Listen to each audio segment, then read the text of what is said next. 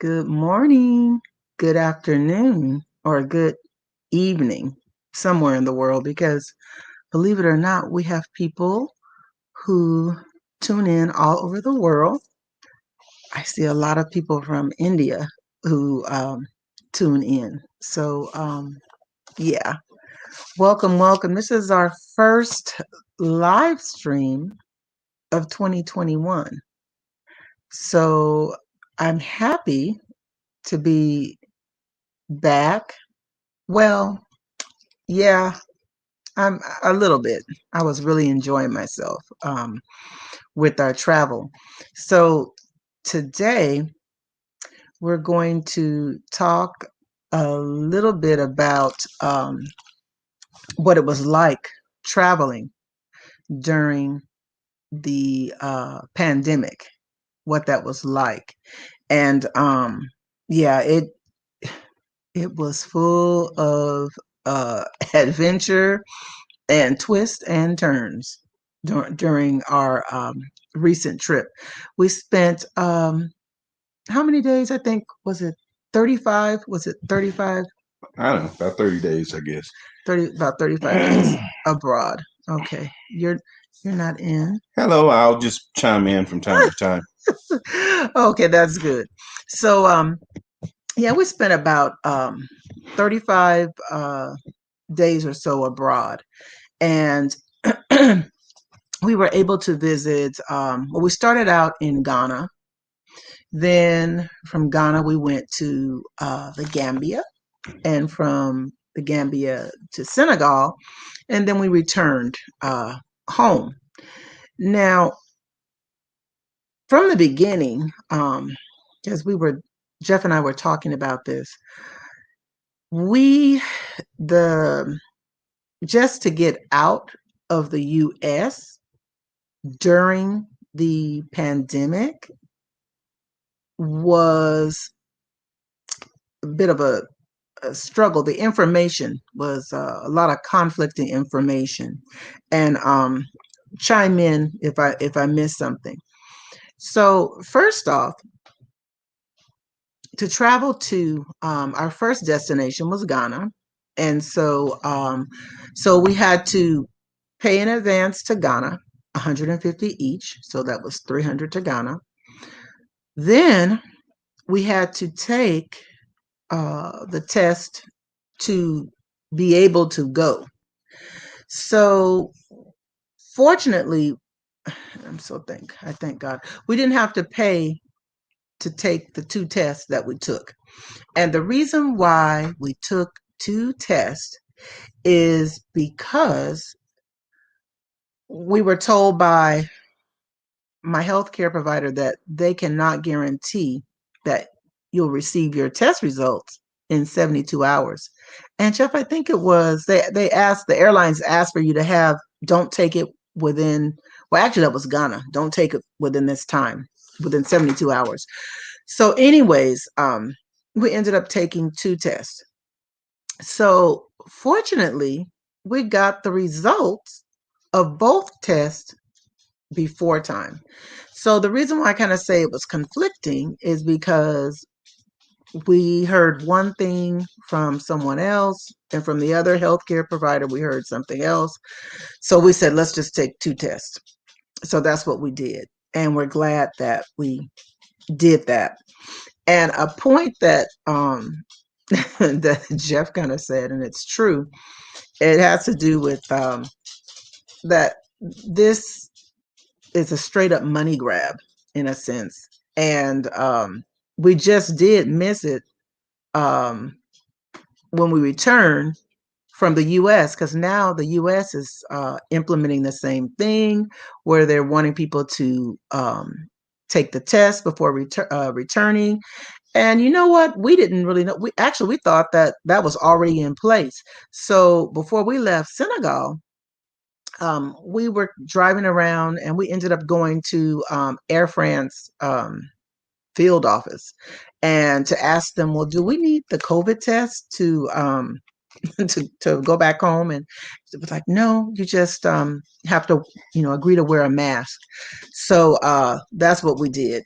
But Each I wouldn't trade it for the world. I just released a video earlier about our experience. What you getting ready to say? Yes. Well, what I wanted to add is that the way this thing and the way it kind of pulled Mm, together, it was like every country, everything was operating on mm. just like pulling themselves up, by the seat of their pants, just doing it Yep. because it was conflicting information. It was like Mm, rules were set before there was an infrastructure to mhm, work with.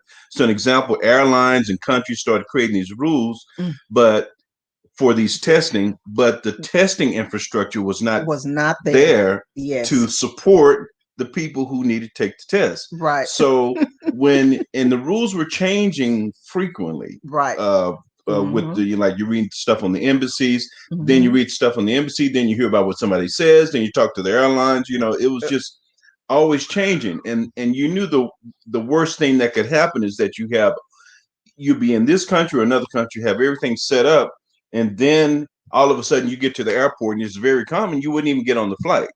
And there you go, arguing, Peace and fighting with blessings. people at an airport, about your, uh, Right. ticket, hundreds of dollars, maybe thousands of dollars. Right. So anyway, that was it just created just a natural panic because there was no guarantees from the testing centers. Right. And then there were testing centers who did not have the right test. Then you have to hunt and hunt and hunt for the right ones. Matter of fact, when we got to one of the testing centers, sorry, I'm leaning. I'm not in France, the Leaning Tower of Pizza, but I'm working on stuff. But anyway, after we went through one testing center, all of a sudden they closed. This is the United States. They Right. closed and just said, "Oh, you have to go over there." Right. Just, I mean, like what? So then we go to the other testing center, and then we bring them the paperwork, and they act like they never heard of us. Right. So that was so it was a whole big frustrating thing. Then we went to Kaiser to take a test, and Oh, then that shoot. We're was gonna try not to. Well, too late now. uh That's okay. well, anyway. You're talking about leaving the U.S. Yeah, and Yeah. then that was a It was line. a I mean, hot it was mess. like that Oh line was so gosh. long we couldn't even stay for one day. We had to come back and come back the next day. Yeah. Anyway, I'm just kind of voicing the frustration. And then before you get to then how dumb it is, it's like you take a test, you're all clean and negative, you Hmm. get on a plane Hmm. and you don't get off the plane, Hmm. and then you get to the next country, they want you to take another test Right. at your expense. Right. So it was just like, wow. And then Mm. when we get ready to leave that country, then there's another test we have to take to get to the next country. And True. anyway, but Yolanda will get to that. But anyway, I just wanted to show how it was kind of disorganized. It was you had to just scramble and find places that would give you a test. Matter of fact, they did it better in I Ghana was than getting they ready to did in the say United States. true Ghana was quick and efficient. and very Right. organized. They didn't hurt us with the test. Honestly, the because I said, please don't hurt me because we're not going to hurt you. This was Right. at the airport, so they just took their time and just did everything right. They were more In the organized. United States, there was more of an assembly line. You just Mm, drove through, and they just like stuck something in your mouth, stuck it was something in your horrible. nose, and there you go. If you have a Oh, nosebleed, too bad. Go home with it. oh, You know? it was pretty bad, but we we enjoyed the adventure. Was it worth it? Was it worth it, Jeff, to travel? Was it worth it? It was worth it to get to countries where people were not huddled in a corner That's with hazmat suits on, afraid to walk outside. and we did see that in France. Somebody had a full when we flew back through France. This man had a full on No, and these people, not people. It just was I men. just saw the man. You saw the people, but people were in full on hazmat suit. Now we're not making fun, but it was so refreshing to be in the motherland where people are walking around. They're not, you know, masked. And I know people are probably going to be like, oh, are you an anti-masker? Is that what they call them? No, but I'm common sense. And what a lot of our friends in Ghana and some of the other countries that we visited were saying, the local people, I'm talking about the local people, uh, authorities. the authorities of the country, they were heavy into this mask, but local people felt like this: we have the sunshine, we eat healthy, we exercise, we have more concern than coronavirus because they don't have the same problems as we do with it over here. So that's that. But anything else you wanted to say about No, that? we were tested multiple times. We were tested Multiple, at least four times, and multiple, all the times come out negative. So multiple. it's not that, I mean, this is me talking. It's not that I don't take it seriously. I do take it seriously. But I realize that what the American media has done has been very successful in making people panic beyond the seriousness of the virus. And that's what I believe. I believe it's very Mm, serious for the elderly. mm, But when I see a healthy, strapping 18-year-old walking down the street within 100 yards of somebody with the mask on, it mm. starts to make no sense. So Right, that's kind of where I come from.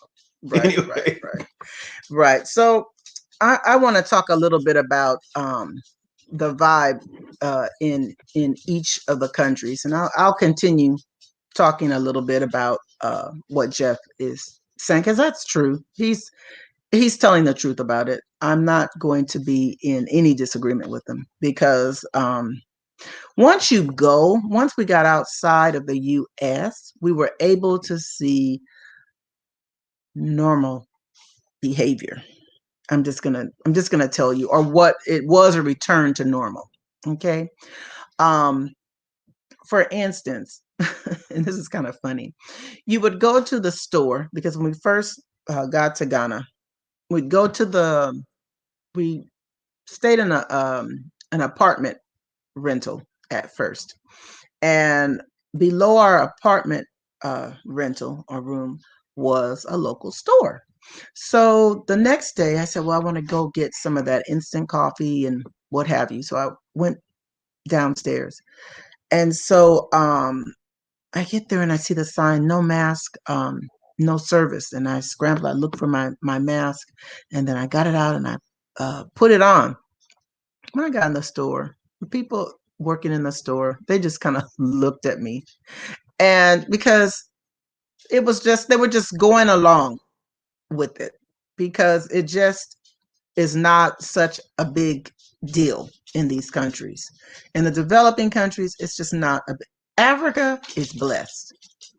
First off, they didn't west they didn't get it as hard. And I'm glad. And like I tell people, I was happy to return and go and we'd be able to enjoy ourselves and regroup. But yeah, so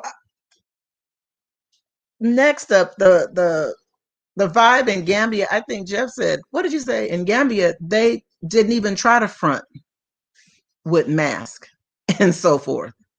They weren't even concerned. You look, it's like, and our friend Joseph, who we interviewed, he goes, "Well, I wish they were more serious about it." And we're kind of saying, "Well, they are serious. It's just not impacting them in the same way as it is the rest of the world." So yeah, we had a good time, but if you are not one who has patience for a lot of mess when you're traveling, and I'm not talking about mess in I'm talking about prior to leaving, some of the hoops and so forth that you're having to go through right now, then it's probably not for you to travel at this time. But unfortunately, I think that this way of doing things is here to stay. Um, it's just like when 9/11 took place. Who would have thought you darn near get strip search at the airport every time you go? So I would highly suggest that you get global entry, okay? Global entry or TSA pre-check. Get that so that you can have a peace of mind especially if that gets on your nerves like it gets on mine.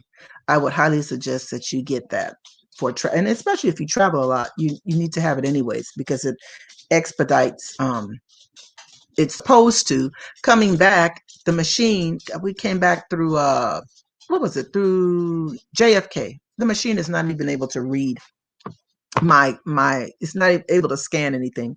So, anyways, I'm gonna uh, um, go on to the next thing that I want to talk about, which is, I guess we're touching on some stuff today.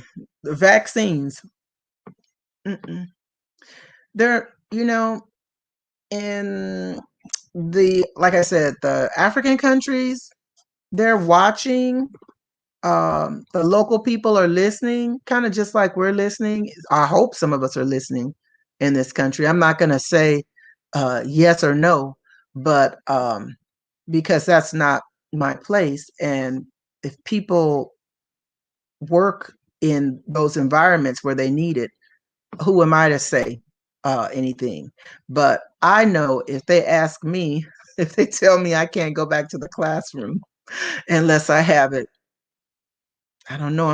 I guess I'll be doing YouTube full time. I'm gonna have to step up my game because I'm not interested in it. Okay. And for the most part, if you really think about it, especially the countries that we visited, if they're not really impacted, it seems like they would want to. Well, I'm not trying to make them go and study and see why, because we already know why. But yeah, I don't even know why they would even. It's not on their mind. That much I can tell you. On the local person's mind in Ghana, Gambia, Senegal, it's not on their mind. Now in Senegal, they were more the authorities were more, I feel, punitive, um because they really were enforcing wearing the mask um in public, in the car. As a matter of fact, we had a because we drove from Gambia to Senegal. We took the ferry in Gambia and then drove. Had hired a driver in Gambia, and then we drove. So once we got to Senegal had all of these checkpoints or stops where the driver had to pay, especially if we weren't wearing a mask in the car. That's a straight up money grab. I'm sorry. And our driver was so nice and so honest. So, if you plan on taking a trip there anytime soon, we highly recommend Sarjo To the Gambia. to the Gambia, going from the Gambia to Senegal, if you want to make that trip, because it's a very easy um, drive. The roads are good. That's what makes it, so desirable to do so. To tell you the truth, we just didn't want to deal anymore with the airport. But it didn't matter because I have to tell you in the upcoming video, because I'll just ramble on and on. But the the border of Senegal, it was a money grab. I'm just gonna call it what it is. Um, and yeah, I wasn't going for it, but Jeff was telling me it's best that you just get the paperwork, because I tell you, I'll tell you why I was so annoyed. Okay, so the moment we were at that border in Senegal in line, just like the other people, you don't really know until we open our mouth, right? So, of course, they speak French in Senegal. If you don't speak Wolof, but they mainly, like the people in authorities, they speak French. So, when they found out, okay, you're English, they had us to go to another room where another family was. And I don't know what the man was, but he wasn't Senegalese because his passport looked different and I couldn't tell. But he was married to an American woman. You may want to save that story for the may want to Why? save that for when they see the Senegal video because it's a bit more detailed. Oh, So we're just look kind how of he's just kind of, no reason I'm saying is because I want to tell um it now. well I guess I'm you can, but venting. just Well, a little bit. but I've forgotten anyways, which you which you right interrupted. because you're gonna get more detail. But anyway, you were saying I when hope. we were in there, it was more than one family though. It was a lot of people Yes. coming through there. Well, but this is the thing, and I'll end it here because you're right. Because I do want to leave it for the next video. This is what really just made me just hot mad. People were coming by and they just would put money, and this is the official is sitting behind the desk, and they would just put money. And when I talked to the driver, even the driver put some money. And I just looked at him. I said, let me go get the results, the test results. So I'll end it there because he didn't ask anybody else for COVID results except us. And I told him that. I said, you didn't ask anybody else in this line. Why are you asking me for COVID? So I pulled out the last COVID test that I had because I figured if he's bold enough to come to me with a scam, I'm bold enough to show him these results. He looked at the results and saw negative and oh, I don't know how he did it. But anyways, I was annoyed. I was highly annoyed with that Senegal, the Senegalese border going across. I just thought they were just doing this is that particular person. It's not all of Senegal, but it's just that particular person. But I was really annoyed at their border. Now, what I was impressed about, and maybe you can chime in and say something on this, is when we crossed over from Gambia, they were so nice. And that's what, to tell you the truth, and You mean when we were coming from the when Gambia, we're going to coming the from the Gambian Gambia, border? yeah, Y- when we're coming across the Yeah, well, leaving Gambia, I will say, add this: when you go to the developing countries, many of them in Africa, you kind of get used to the authorities shaking you down a little bit, and it's usually not a lot of money. shaking. You know, by their standards, it's more than the value it is for us. A lot of times, it's maybe like $1, $2, Mm. $3, maybe $5 is when you're getting shut down pretty good. Well, except one time we got shook down for like $50, $100. But anyway, that's another story. Yeah, that's a But anyway, definitely. but anyway, I was expecting it when we got off the ship to go, I mean, off the ferry, that Ferry. is, Yeah. to go into the next country, going from Gambia to Senegal. Mm-hmm. I was expecting the Gambian authorities to have a shakedown. When they separated us and pulled us into the back room, and we had a couple of agents, two or three Mm-hmm. of them back Mm-hmm. there.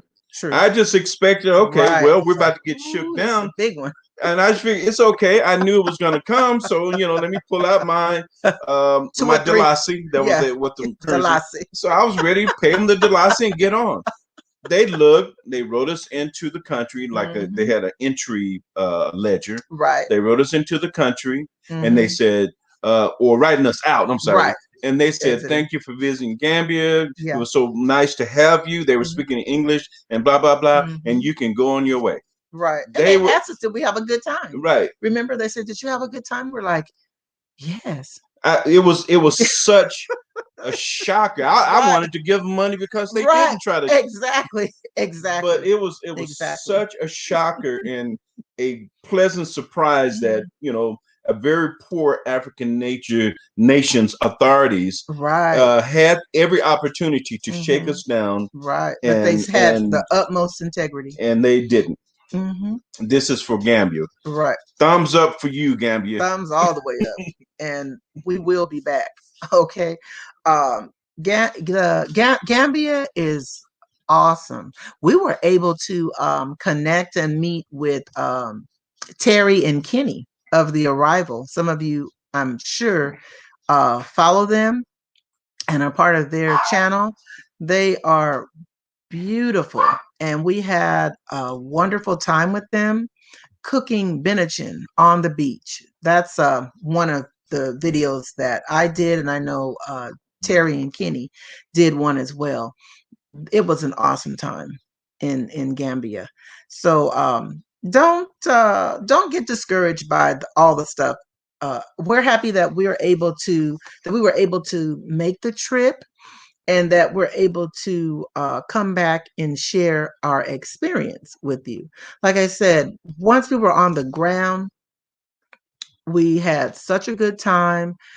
It was such a relief, to just be out of the states with all of the drama, just to have a breakaway, just for a little bit, to be able to feel the warm sunshine. I tell you, because now it's for California, it's cold. I know if you're on the East Coast and other places, I know you laugh at California, but when it dips below 60, it's cold. Okay. But I know people in other places, you are used to that cold, frigid weather.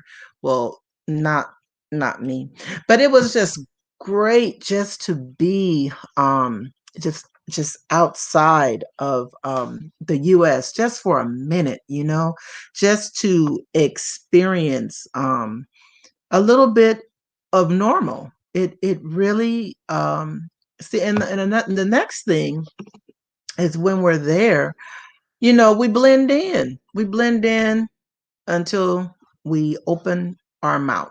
We blend in. Most of the time they will think, oh, Nigerian or something like that.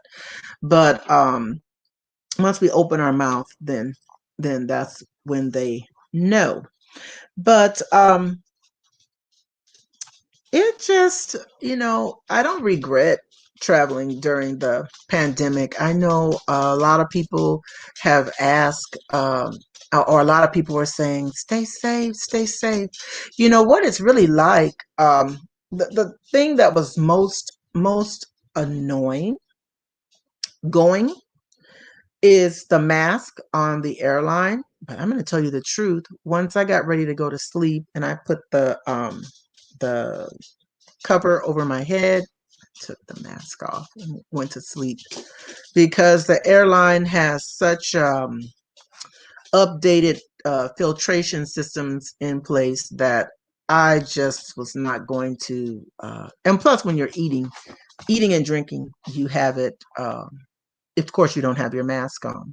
But coming back, we took our first international business business class flight um, on Air France, and then we switched over to Delta One, and that's going to be a different video, uh, because yeah. So going back, it was absolutely fabulous. I have no complaints about going back.